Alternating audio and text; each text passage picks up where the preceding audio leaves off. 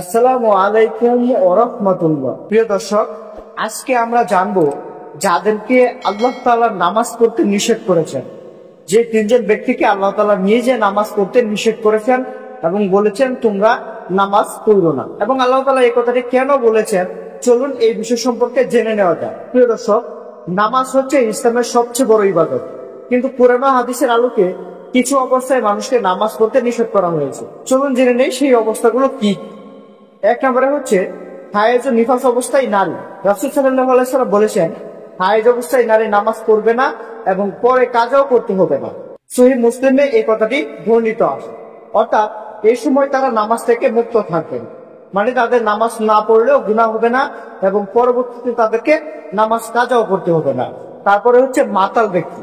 আল্লাহ তাআলা বলেন, হে মুমিনগণ, তোমরা মদ্যপ অবস্থায় নামাজের নিকটবর্তী হও না যতক্ষণ না জানো কি বলছো। সূরা আন-নিসায় এই কথাটি বর্ণিত আছে।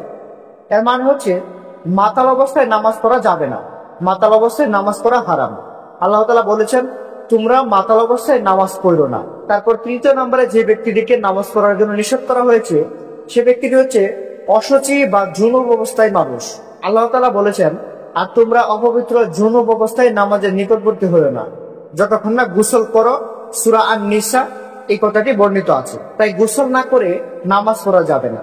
দেখা যাচ্ছে কোনো ব্যক্তির গোসল ফরজ হয়েছে, মানে ফরজ গোসল হয়েছে, সে ফরজ গোসলটি করল না, এমত অবস্থায় নামাজের সময় হয়ে গেছে। তো এই সময়ে নামাজ পড়ার নিষেধ।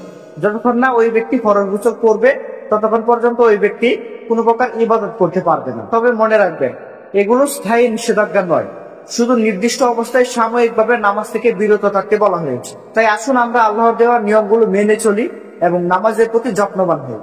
তো প্রিয় দর্শক, আল্লাহ আমাদের সবাইকে নিয়মিত নামাজ পড়ার তৌফিক দান করুন। সকলে ভালো থাকবেন, সুস্থ থাকবেন। আসসালামু আলাইকুম, আল্লাহ হাফেজ।